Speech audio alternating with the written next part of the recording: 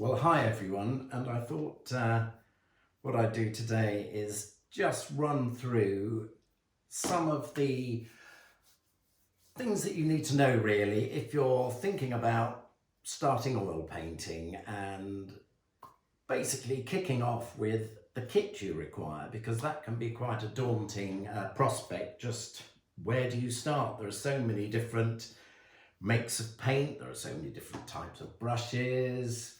How do you thin your paint? How do you clean your brushes? All these sort of questions can become quite overwhelming before you've even got started. So hopefully I can just give you the bare bones of what you need to get yourself set up and ready to do some oil painting. Okay, so let me just quickly run through paints first. So oil paints come in two qualities. You've got your student quality paints and then artist quality paints. The student quality paints are cheaper than the artist quality, and I would strongly recommend that if you're having a go at oil painting for the first time and you want to buy yourself some paint, it would make great sense to buy student quality initially, just so that you can really feel your way and decide whether oil painting is for you. Far too many people, before they even have a go at painting, be it oils or watercolours, spend an absolute fortune on absolutely top quality stuff, only to discover that really painting wasn't for them after all, and they've spent an awful lot of money on kit that they're not going to use. So I think the trick probably is to just feel your way and start off with some student quality paints and see whether you like it or not. Now, in essence, the sort of standard size tube of paint is a 60 ml tube, and so many different manufacturers, and prices do vary quite markedly, but I think it is fair to say the more you spend, the better quality of paint you will receive. I think that goes with all artist materials, brushes included. Sadly these days there's a lot of not so good brushes on the market, and you buy them and they look beautiful, you get them home, and after a couple of strokes on the canvas, the brush is already showing signs of strain. So, you know, again, the better the quality of brush, the more you can expect to pay for it, but you will be rewarded by paying more in having a much nicer tool to use, basically.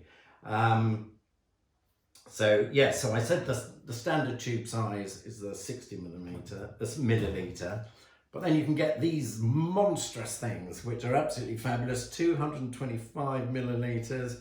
Something like this, particularly if it's cadmium red like this, will last you a very long time.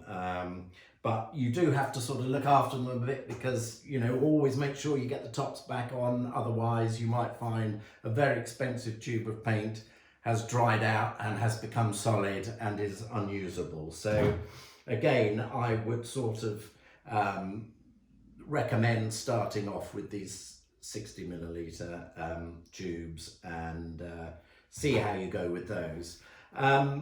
Brushes, as I said, equally vary incredibly. Now, because I basically paint landscape, I find that I'm particularly drawn to these filbert headed brushes. Now, if I hold that up, I don't know if you can see that, but you can see that the tops of the brushes have a curved, sort of almost like an arched top to them. That against what are called flathead brushes here, you see, where the top of the bristle is just boom, straight across like that. These brushes are probably more suitable if you're doing, I don't know, buildings, for example, anything that needs a bit of an edge to it, something a bit more structural like that with an edge. But in landscape, there's a lot of trees, water, all that, and you know, doing skies beautiful. If you have one of these sort of filbert brushes, then they are, this is just a personal thing, but I find them much nicer to use when one is painting landscape. So the filbert I would always go for over the flat-headed brush. These are hog hair brushes. Now this one, this is quite a big one. So this is a size 12 hog hair. What have we got here? This one is a 5, 12, 5. What have we got in there? We've got something in the middle here. There's a 7 there. So 12, 5, 7. And then we might go down to a 2 here. So there's a 2. You see, we're getting a nice range there. And then from hog hair, we can then go into a couple of oil sable brushes. Now this is quite a fine, what number is this?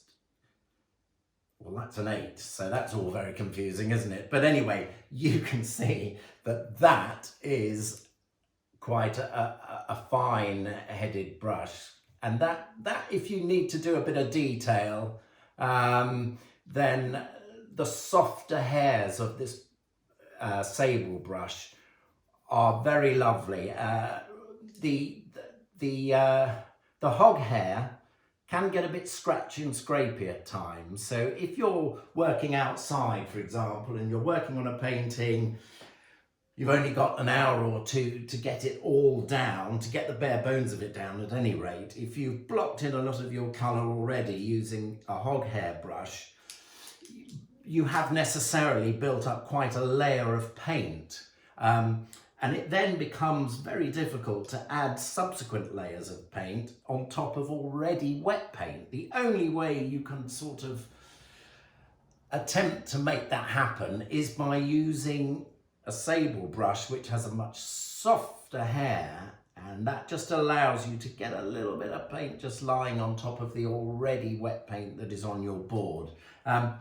Invariably, when you're working outside, you're just trying to capture the essence of what you're seeing, and it might ultimately become a sketch, an oil sketch, from which you can then go on and produce a larger finished painting. So it's all about getting as much information down as you can. So as I say, those extra little elements that you want to just add on top of your already very wet painting, if you use a sable brush, you'll get more paint to stick to your painting than you will if you try to go on with a hog hair brush or a bristle brush of some sort, because that'll just actually tear apart all the layers underneath that you've already put down.